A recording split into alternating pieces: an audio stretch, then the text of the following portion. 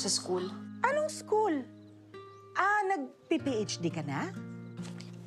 Pasok ko sa elementary school. Doon ho kasi ako nagtatrabaho ngayon. Ano nangyari? Di ba? Nagtatrabaho ka bilang research assistant sa university? Nay, mahabang kwento ho kasi. Pwede ho ba sa susunod ko na naikwento sa inyo? Ana, special occasion to. Dapat kompleto tayo. Ngayon ka na nga lang uuwi. Hahanapin ka sa araw na kasal ng kapatid mo. Oo. Princess. Kausapin mo. Nay, kung ayaw, huwag niyong pilitin. Okay lang naman kahit wala siya eh. Ano ba naman itong mga to? Ana, sige na.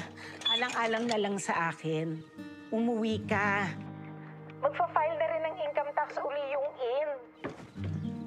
Kailangan kita dito.